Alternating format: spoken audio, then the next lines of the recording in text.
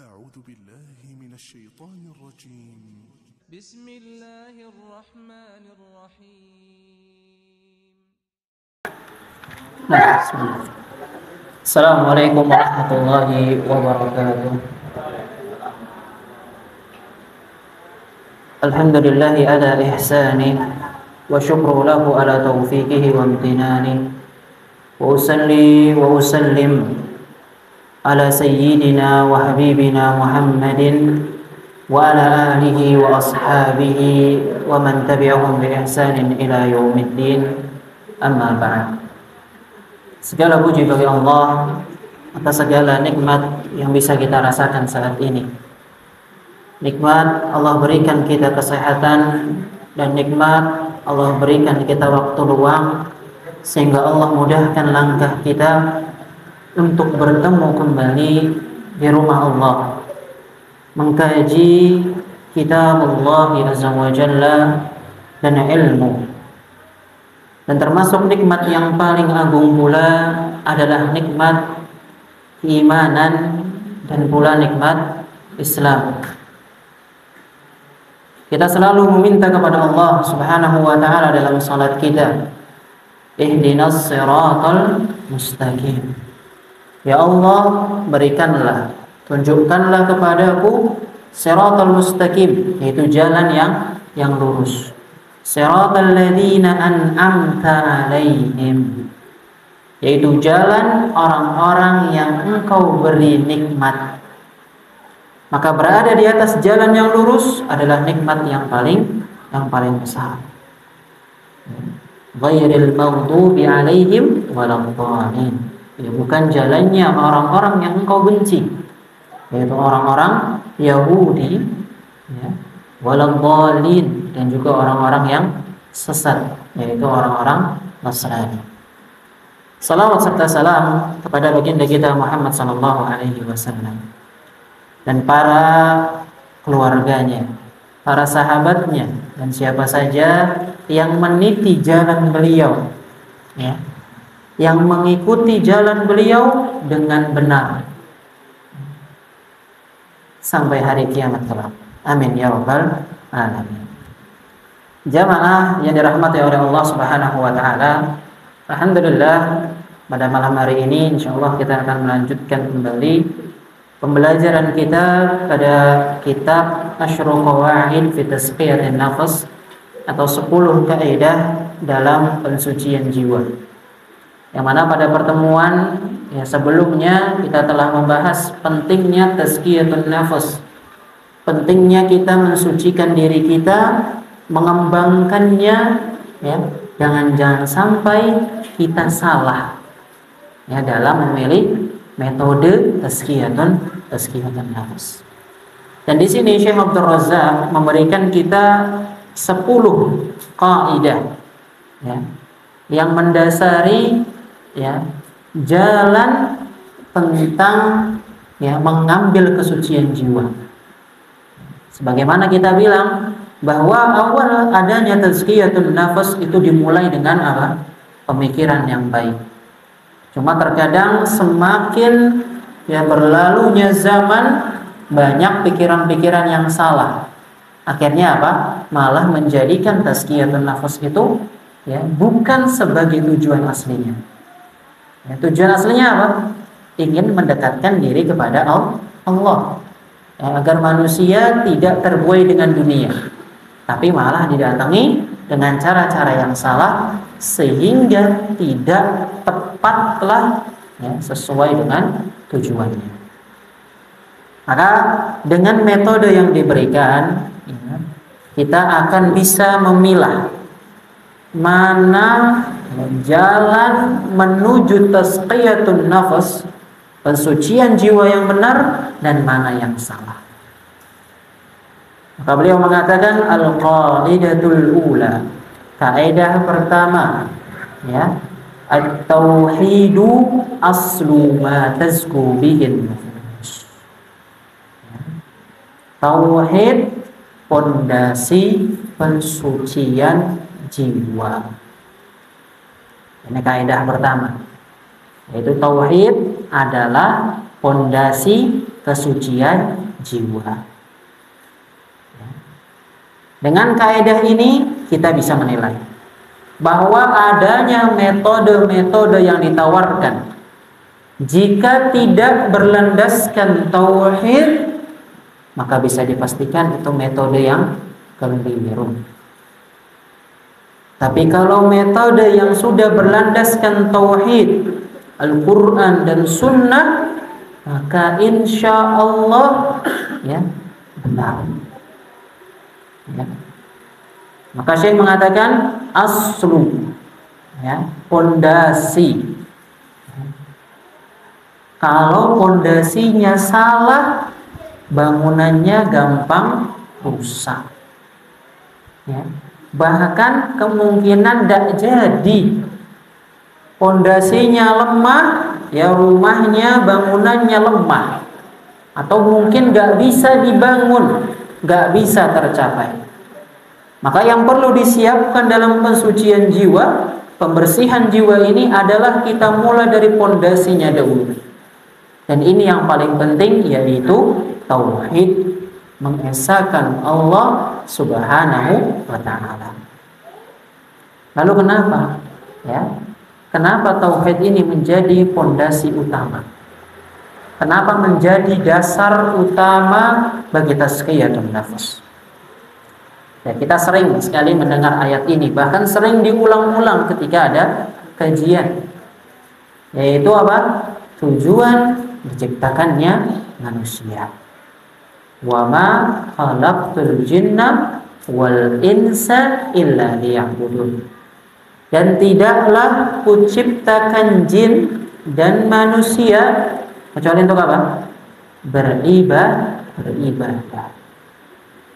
Wa makna ya'budun yuwahidun. Yang dimaksud dengan beribadah adalah mentauhidkan Allah Subhanahu wa ta'ala. Maka ini adalah tujuan adanya seorang hamba, yaitu mentauhidkan. Maka kita kembalikan ke fitrah awalnya. Jika jiwa ingin kembali ke fitrahnya, maka perlu kita melakukan hal yang serupa. Kita mulai pensucian jiwa kita dengan mentauhidkan Allah, menanamkan tauhid, benar-benar memahami tauhid. Ya. Inilah tujuannya kita. Kemudian yang berikutnya, tauhid adalah mihwar da'watil anbiya, yaitu tujuan adanya para nabi dan rasul. Misi utama mereka adalah agar seluruh makhluk mentauhidkan Allah Subhanahu wa ta'ala. Allah berfirman, "Wa laqad ba'atsna fi kulli ummatir rasula an i'budullaha wajtanibut taghut." Dan telah kami utus kepada setiap umat, ya, nabi dan rasul jumlahnya banyak, ya, dari semenjak Nabi Adam sampai Nabi kita Muhammad. Tugas mereka, tujuan mereka ada cuma satu, agar seluruh umat manusia mentauhidkan Allah. Ya. Wajtanibut taghut, dan menghindari atau menjauhi dari taghut. Dan taghut adalah segala sesuatu yang disembah selain Allah. Jadi ada korelasi di sini, ada kesamaan antara tujuan diciptakannya kita dengan tujuan diutusnya Rasul, yaitu apa? Tauhid. Ya. Tujuannya sama. Kita ditunjukkan, kita diciptakan untuk mentauhidkan Allah, dan para Rasul diutus untuk mentauhidkan Allah atau mengingatkan manusia agar mereka mentauhidkan Allah. Ya. Terus ya berjalan zaman lewat semuanya sampai Rasul kita meninggal. Lalu kalau ditanya apakah tauhid menghilang setelah hilangnya atau setelah meninggalnya Nabi Muhammad? Menghilang atau tidak? Tidak. Bagaimana ya Bagaimana masih ada tauhid, atau bagaimana masih ada orang-orang yang melanjutkan tauhid? Yaitu karena ada pewarisnya. Siapa? Mereka lah para sahabat, para ulama, para tabi'ut tabi'in, para muballigh, para da'i, para asatidah. Mereka yang mengingatkan manusia, yang menyampaikan perkara tauhid ini. Bahkan hal ini sudah dimulai saat Rasulullah masih hidup, dengan mengutus beberapa sahabat-sahabatnya ke negeri-negeri orang kufar, atau ke tempat orang yang butuh tentang pemahaman Islam, sebagaimana yang diutus oleh Rasulullah, yaitu sahabat Mu'adz bin Jabal. Ketika diutus ke Yaman, Rasulullah mengatakan, innaka taqdumu ala qaumin min ahli kitab. Ya Mu'adz, sesungguhnya engkau akan mendatangi kaum ahli kitab. Dan ini kata para ulama, ini adalah salah satu tarbiyah atau pendidikan yang baik bagi seorang yang ingin berdakwah atau memulai dakwah, yaitu memberi masukan dengan melihat apa? Dikasih tahu ini kondisinya. Kamu mau berdakwah di tempatnya orang kafir, maka siapkan diri. Begitu pula dengan yang lain. Kamu mau berdakwah di tempat atau di desa pedalaman, yang mereka misalnya mayoritas petani atau mayoritas berternak atau berkebun. Ini loh mereka seperti ini. Dikasih tahu sama Rasulullah, dijelaskan sama Rasulullah. Kemudian yang berikutnya, Rasulullah menjelaskan, falyakun awwalu ma tad'uhum ila ayyuhhidullahi ta'ala. Maka jadikan awal yang engkau sampaikan kepada mereka adalah mentauhidkan Allah Subhanahu wa ta'ala. Jadi kalau bisa dibilang, seseorang kalau mau mulai dakwah, seseorang ingin menasehati, maka yang pertama kali dia ingatkan adalah perkara tauhidnya dahulu. Dan inilah yang harus dibawa. Jadi sama lagi, tujuan kita diciptakan untuk mentauhidkan Allah. Tujuan adanya para nabi dan rasul untuk agar manusia kembali mentauhidkan Allah. Kemudian para ulama, tabi'ut tabi'in, dan orang yang meneruskannya juga mengajak kepada tauhid. Maka semua ini berkesinambungan dan terus bererat atau terus bereratan, yaitu tentang tauhid. Mentauhidkan Allah Subhanahu wa ta'ala. Maka kita katakan di sini, jika pensucian jiwa tidak dilandasi dengan tauhid, jika tazkiyatun nafas atau pensucian jiwa tidak didasari dengan tauhid, maka akan apa? Dia bertentangan dengan tujuan diciptakannya manusia, bertentangan dengan tujuan diutusnya para rasul, dan bertentangan dengan para ulama yang diutus oleh para nabi di zamannya. Maka inilah fondasi utama dalam tazkiyatun nafas. Setiap yang menginginkan tazkiyatun nafas, maka hendaknya dia bertauhid dahulu. Kemudian Allah Subhanahu wa ta'ala selain tadi memerintahkan kita untuk bertauhid, Rasulullah mengajarkan kita bertauhid, Rasulullah Subhanahu wa ta'ala pun mengecam atau menghardik orang-orang yang tidak mentauhidkannya. Allah Subhanahu wa ta'ala berfirman, wa wailul lil musyrikin, celaka orang-orang musyrik. Itu orang-orang yang apa? Yang mensekutukan Allah. Itulah musyrikin, yang menjadikan antara dirinya dengan Allah sebuah persamaan, menjadikan antara Allah dengan yang lainnya, dengan makhluknya sebuah persamaan. Ya, alladzina la yu'tuna zakah, yang mana orang-orang musyrikin ini la yu'tuna zakah, mereka enggak mensucikan jiwa mereka. Ya. Kalau terjemahan secara artinya la yu'tuna zakah, mungkin diartikan yang mereka tidak membayar zakah, tidak membayar zakat. Kemarin di pertemuan sebelumnya kita sudah bahas arti zakat. Masih ada yang ingat enggak? Zakat itu apa?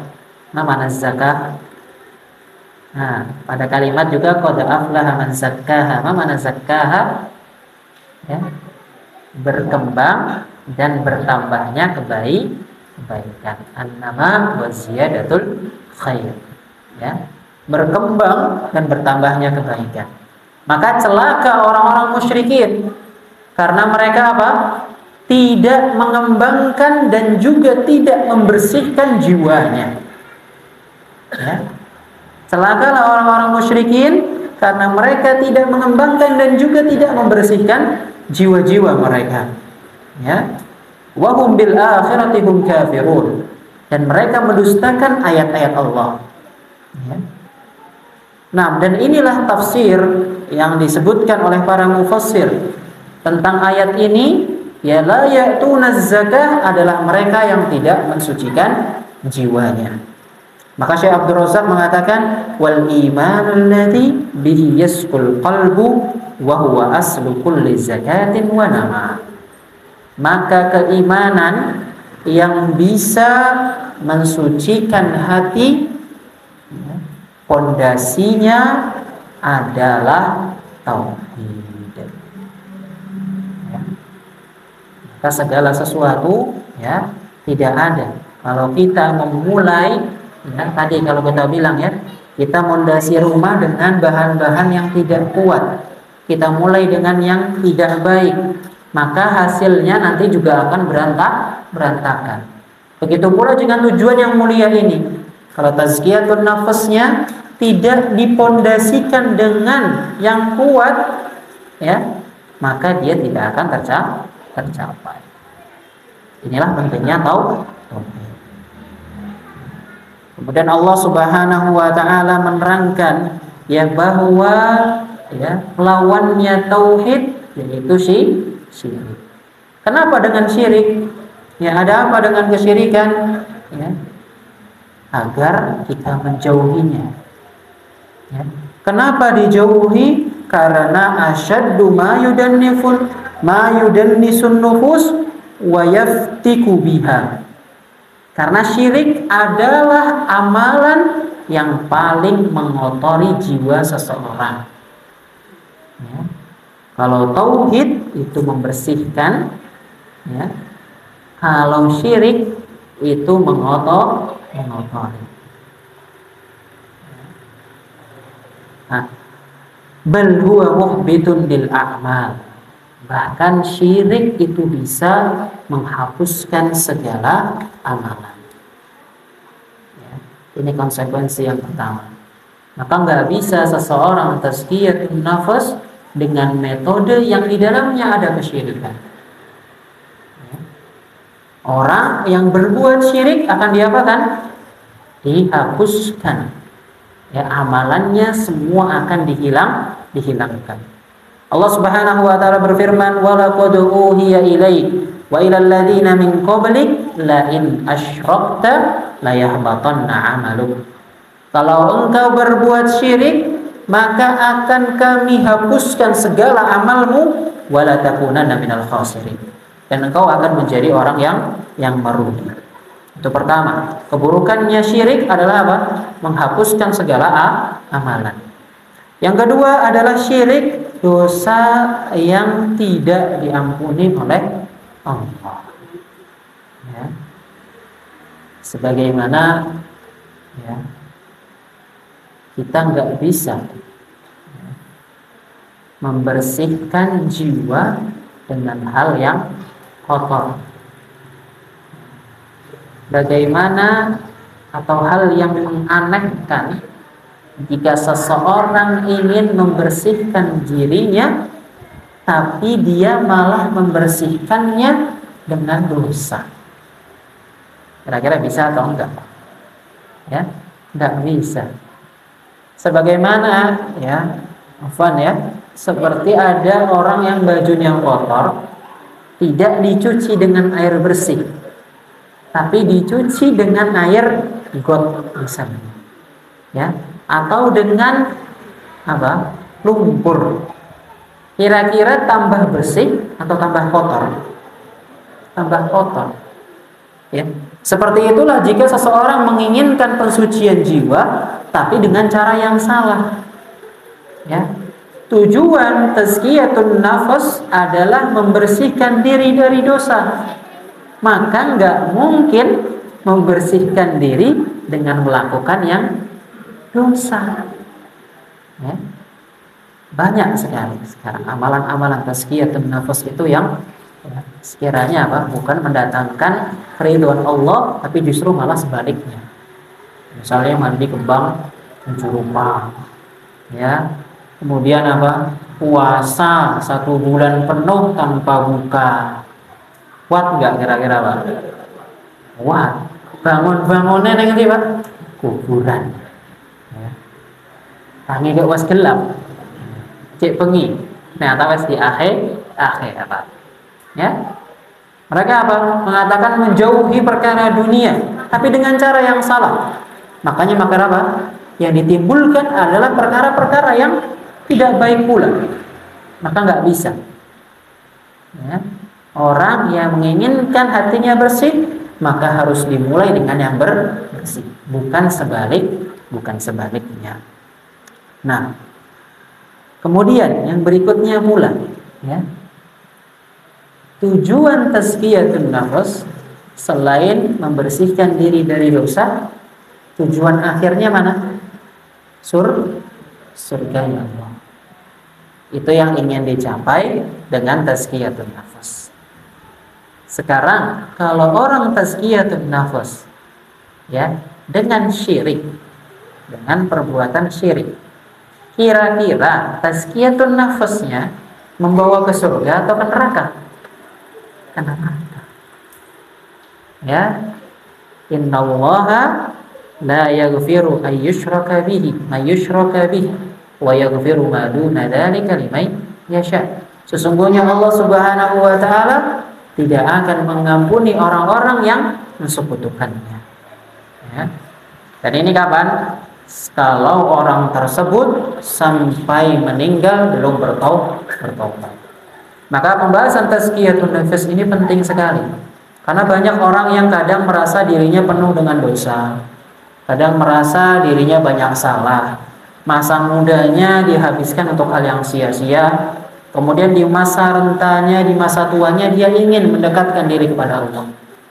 Tapi sangat disayangkan jika dia mendekatkan diri kepada Allah malah justru dengan cara yang salah. Maka bahaya sekali. Ya. Tapi Allah ya, mengatakan ayat yang lain, innallaha yaghfiru dzunuba jami'a. Allah akan mengampuni dosa ya, atau semua dosa jika dia bertobat sebelum meninggal. Nah, kemudian Syekh mengatakan faida haqqaqal abdu tauhida hasalat lahu zakatul kamilah. Maka jika seorang hamba ya benar-benar menetapkan tauhid, merealisasikan, mengaplikasikan tauhid, maka dia akan mendapatkan kesucian jiwa yang sempurna. Ya. Wa hasalat lahul hidayata wal aman at-tamani fid dunya wal akhirah.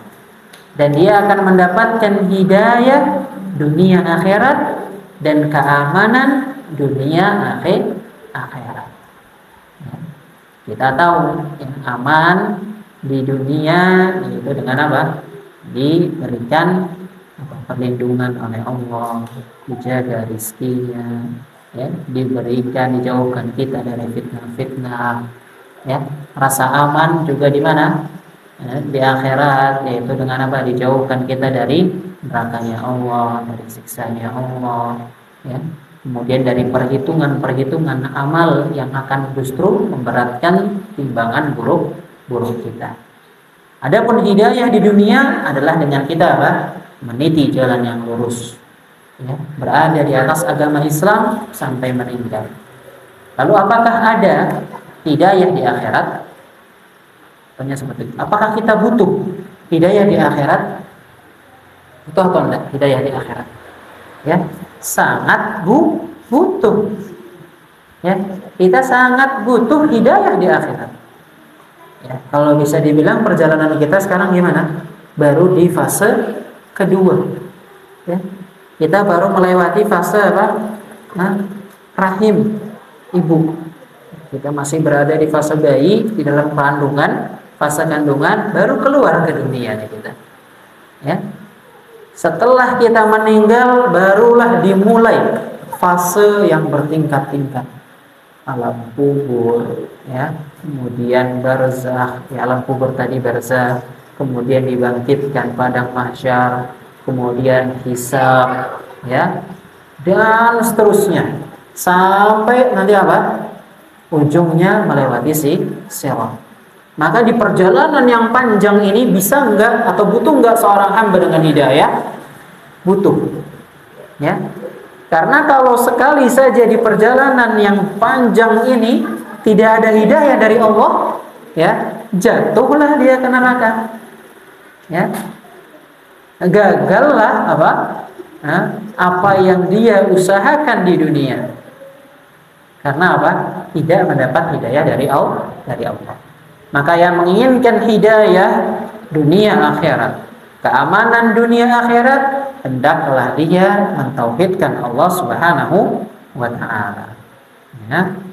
Allah Subhanahu wa taala berfirman, "Alladzina amanu wa lam yalbisu imanahum bidzulmin, ulaika lahumul amnu wa hum muhtadun." Mereka yang beriman, wa lam yalbisu imanahum bidzulmin, dan tidak mencampur adukkan keimanannya dengan kesyirikan, lahumul amnu wa hum muhtadun. Mereka akan mendapatkan keamanan dan mendapatkan hidayah. Dan Allah kalau sudah berjanji pasti ditepati atau tidak? Pasti ditepati. Ya. Maka tugas kita adalah apa? Menerapkan, mengaplikasikan. Nah, sekarang kalau anak tanya, bagaimana mengaplikasikan tauhid? Kira-kira dari bapak-bapak atau ibu-ibu mungkin sudah pernah belajar. Ya, tauhid itu kita tahu terbagi menjadi 3, ya, rububiyah, uluhiyah, dan asma wa sifat. Tapi apakah cuma itu saja? Ya, apakah perkaranya hanya segaring itu saja? Kita cukup tahu tauhid itu terbagi 3 sudah. Kita yakin saja tauhid terbagi 3 sudah. Apakah seperti itu aplikasi tauhid? Harus dijalankan. Dengan apa? Caranya bagaimana? Dengan niat. Masya Allah. Yang lain coba ada enggak? Bagaimana cara kita mengaplikasikan tauhid ini, ya, supaya bisa menyelamatkan kita? Ya. Nggak ada yang tahu nih. Tapi perlu sekali, penting sekali nih, pondasinya perlu diulangi lagi nih, ya, agar apa? Agar makin kuat pondasinya. Famata akhlasal abdu lillah. Ya, maka dikatakan cara mengaplikasikan tauhid adalah dengan kita menghinakan diri kita kepada Allah. Ini caranya.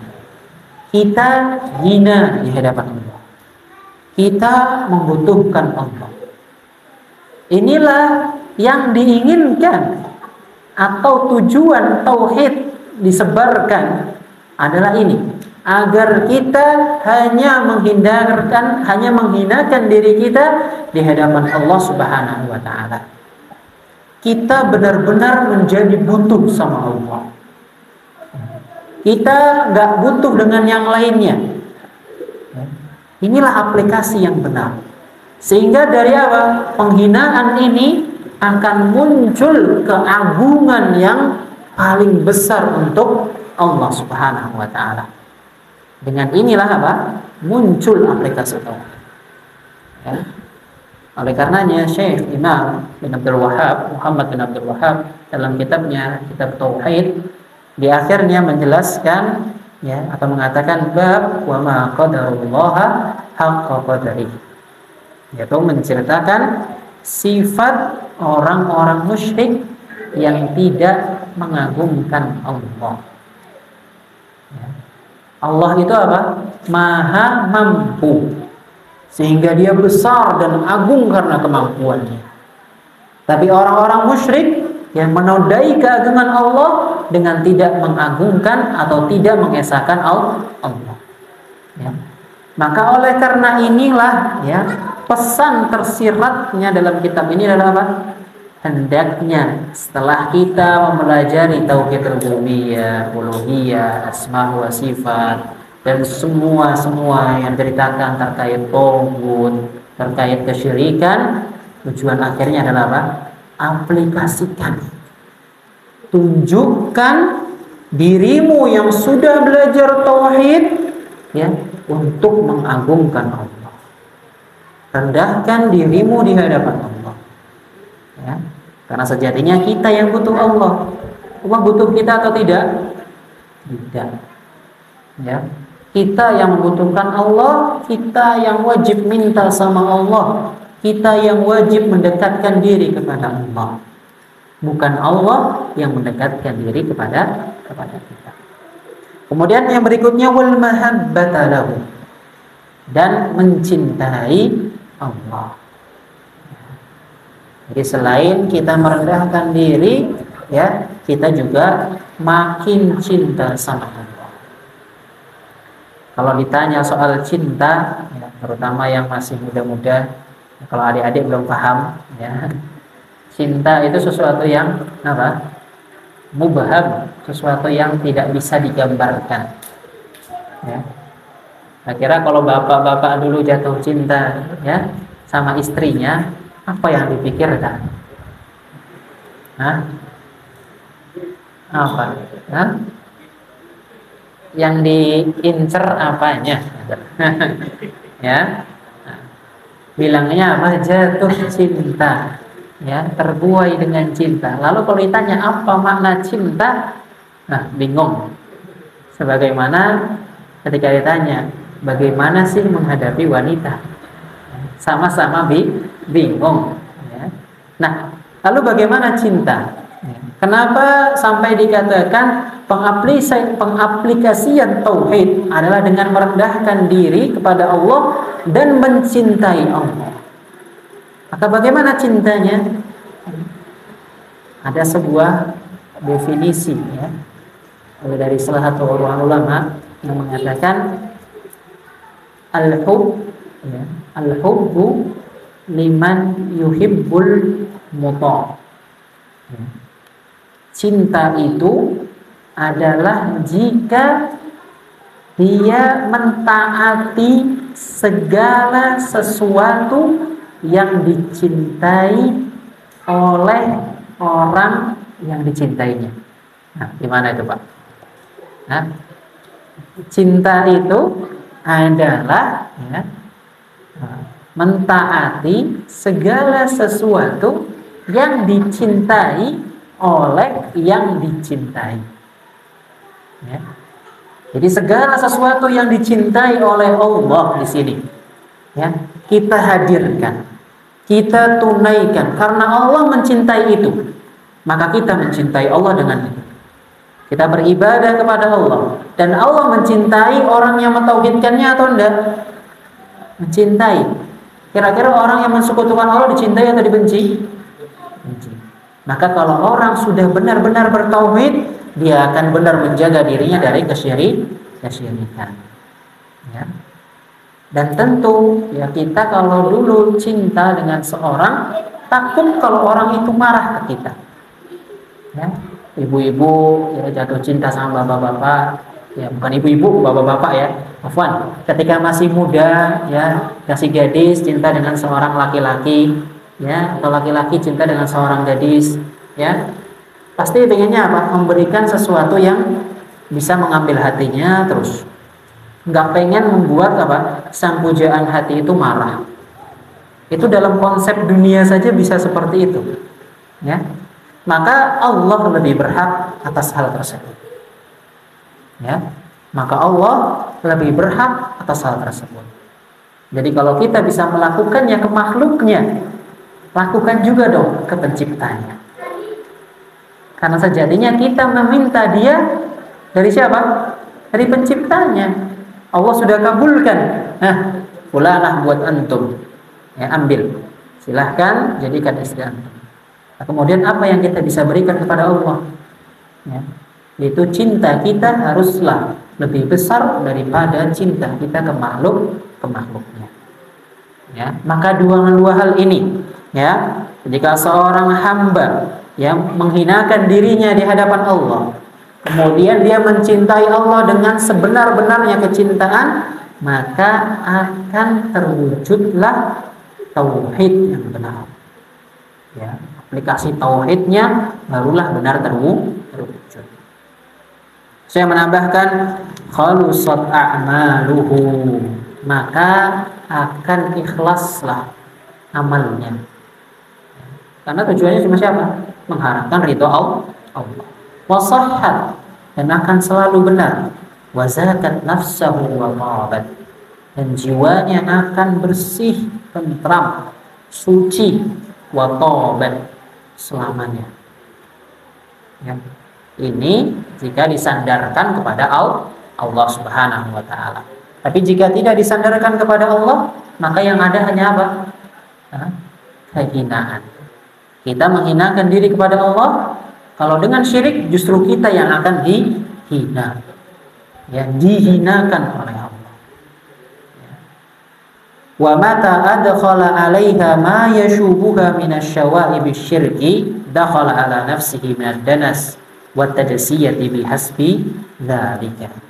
Maka sekali orang itu mengotori jiwanya, ya, maka apalagi mengotorinya dengan apa? Kesyirikan, maka dia akan terus-terusan menaruh kotoran pada jiwanya. Ditambah terus. Ya. Membersihkannya adalah dengan bertauhid.